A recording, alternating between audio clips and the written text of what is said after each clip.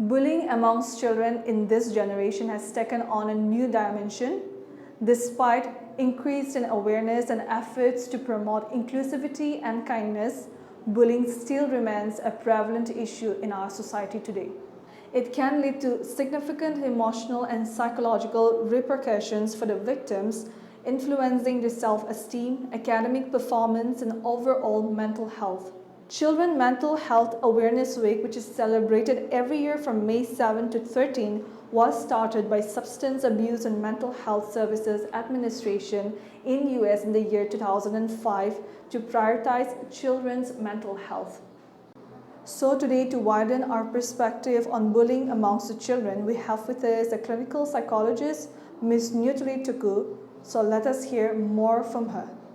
Welcome to NEAT, Ms. Niutoli Tuccu. Could you introduce yourself and tell us more about your profession? Hello everyone, and thank you NE8 for having me even today. My name is Niutoli Tuccu, and I'm a licensed rehabilitation psychologist from RCI. Yeah, that's my introduction. As a psychologist, what is your professional definition of bullying when it comes to children? Okay. Bullying, that is actually a behavior with an intention to harm, to upset, or physically abuse people. That is with an intention. So I would, professionally, I would explain bullying in that field, in that way I mean. In the context of our state Nagaland, how common is bullying amongst the children? Here in Nagaland, actually, at the present context, I have encountered a distressing event. A lot of people, like a lot of children who had self-esteem issue because of being bullied by the teachers and also the classmate or some seniors. I've witnessed a lot of them, like some, they have even crippled their low self-esteem that, they could not even raise their face. Like when I take case history, I let them fill up the case history form. So during that time, an incident happened like, I just wanted to share that. So an incident happened like one child, he came and then I told him to write a date and then he wrote like 075024. So, and I was like, I asked his informant, like his parents. So I asked the parents, like, what actually happened with him? Is there anything, like any incident or any traumatic incident or accident happened with him? Like, and then she told me like, there is a lot of, history. So an incident went like that. So based on my confidential ethics of confidentiality, I would not share everything, but not only that, but a lot of, this kind of has happened. And I've encountered a lot of cases like this. Generally, at what age does children commonly start displaying the signs of bullying behaviors? Generally, there is no specific age, but the moment that they started speaking, they acquire those habits from, especially those children, the children acquire those habits from the parents and then they display to others. So yeah, there is no specific age as such. Bacha ekta bully hoise kina kinga na manon jani bole pare. What are the signs that a child is being bullied? Okay, there are some specific signs like when it comes to a children who doesn't want to go to school anymore. Moi school di jawli mon na, I don't want to go to school anymore. Then that must be the number one causes of bullying. And then the second part that you can see is like if there is any physical marks on their body. Sometimes, the teacher pinches, on the armpits or kind of like slaps or beats through using sticks. So on the back side or on the front side or anything like that. And then if your children seems very tired after coming back from school, who knows, they might have been like given a punishment where the teacher, during our childhood days, we were given those kind of punishment like up, down, kurili di thakana, so ito nishna 50, 100 times in your those might also be the, signs of bullying. And plus, I said, whether they are asking for a lot of money, that is also one cause. Because sometimes people, especially children, they ask a lot of money to please those, who bully other people, those who bullies them. They wanted to please them, to not to let them bully them, the victims. So they give money to those people. So you can see in all those things also. As a psychologist, how does bullying affect a child's mental and emotional development? Okay, this is the most important question. Like, the psychological and emotional effect be like, those victims who had experienced bullying, they have a very crippled low self-esteem. They don't look on the people's face to face, or they don't look eye to eye, and then they wanted to stay isolated all the time because they think that in their world they've already perceived in their mind that everybody in this world are bad and aggressive, and they will have an intention to harm me. So I will just try to isolate myself, and then I will not have any interaction with people. With that intention, they isolate themselves. And then later, it will also have a post-traumatic stress disorder that is called PTSD in technical terms, acronym. So when they have that, they will have nightmares. When they grow up, it will always affect them. Like they will have anxiety issues, depression issues, and many other more mental illness issue. So that's what I want to say. What are some of the common psychological or social factors that might lead a child to become a bully? So based on the low academic performance and also based on the appearance, the teacher unintentionally labeled the students as like pagal, naparibo, tu itu buduram, tu iku naparibo, tu nishnado naparibo, tu itu maths naparibo, tu itu lihiuli naparibo. You should not come to school anymore. When they label that, the other classmate also tends to do that, and so it affects, like they become a victim. And also based on the appearance, like some teen students, they used to call like kiko man patla se patla pas, kind of like patla pas bamboo, so like that. And so those who are a little bit healthy, they used to take them as like elephant, dolphin, inigo shugleto. So that is how like the bullying started from the class, from the teachers itself, and then it passed to the classmates, and then the classmate actually bullies those people, or some seniors, after hearing all those things, remarks, they give them those derogatory remarks, and that is how they become victims of bullying. What are the first steps you recommend for parents who discover their child is being bullied in the school or anywhere? Actually, what I wanted to recommend parents are like, parents should actually be educated, like whether it is bullying or not, whether it's because of being bullied or it's because of like other factors, like whether they made an accident because of like some appearance, as I said earlier, like if they get any marks on their body, first they have to educate themselves, like whether to, first deeply look into the root cause and see whether it was because it happened because of bullying or not. And so if that is really a bullying, can approach, student union, or also child helpline 1098, and also CWC, that is Child Welfare Committee members, and then they will take the stringent action as per the law of the earth. And then so I think that is how that we can educate parents about that. Is there any therapeutic approaches which are effective for helping children who are being bullied? Yes, there are a lot of like effective therapeutic interventions or approaches, like based on when I cannot just simply say like this, like you should approach, or we should use these approaches and all. But firstly, the first step that you have to do is build their self-esteem, self-confident lah. You can work that. You can work on that thing. And self-awareness, self-compassion. You should let the victims learn about these things, and after that, whatever is the need of the client or the victims, you can use effective intervention as per that, the need of the clients. Is there any strategies you recommend for rehabilitating a child who bullies others? I would not say exactly rehabilitate a child. Yeah, obviously after having a one-to-one interaction with the client, with the accused or the perpetrators.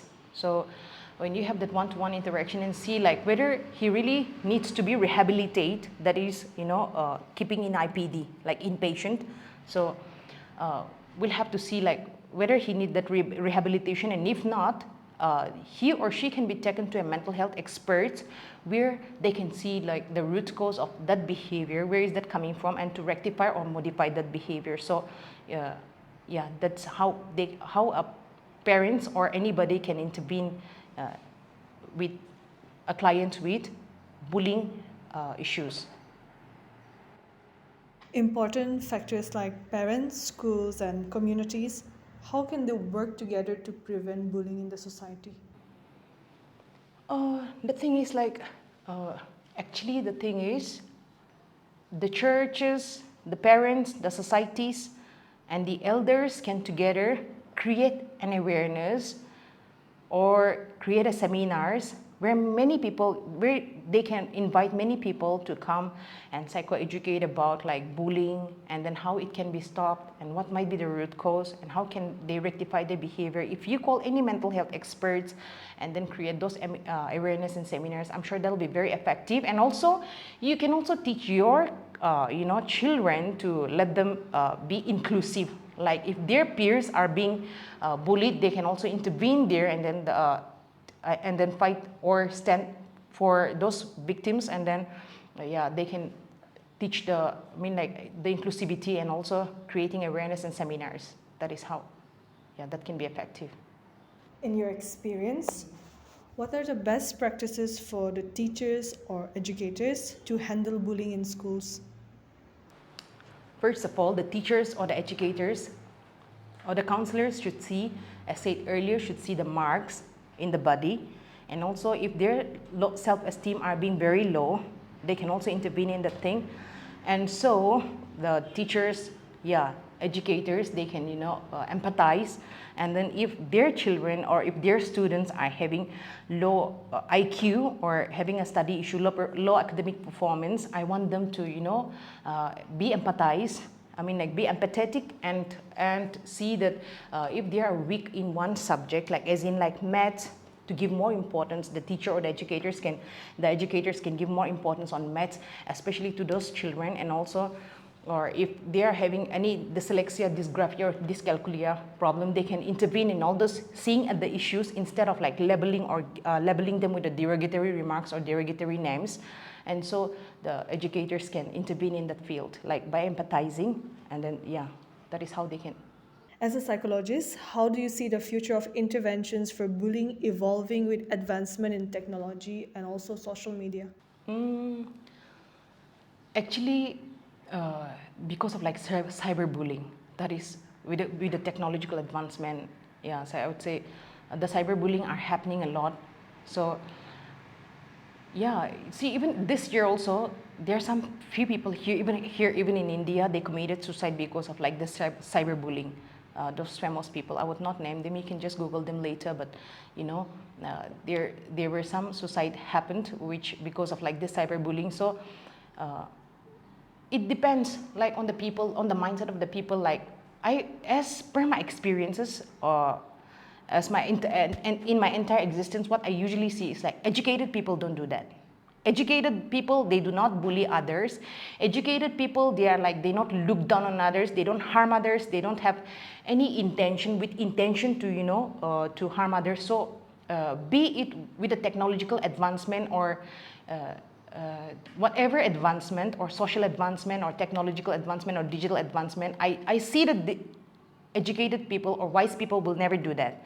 But it comes from the low mindset people to who get jealous of others, so they try to spread rumors, and then with the intention, as said earlier, with the intention to look down on others. When they cannot achieve that certain post, they would try to do that. So educated people will never do that with the advancement. So that is what I wanted to say.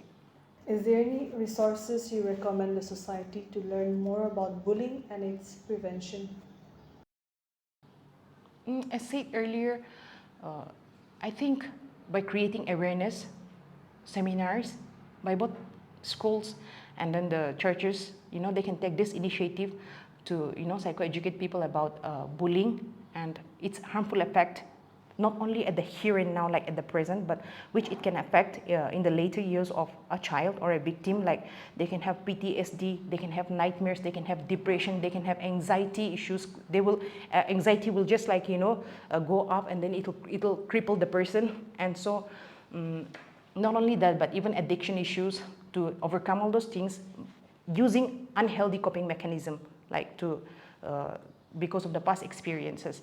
So I say the teachers, schools, and then the churches can create an awareness by seminars, by organizing a seminar or awareness, and so that is how it can be effective.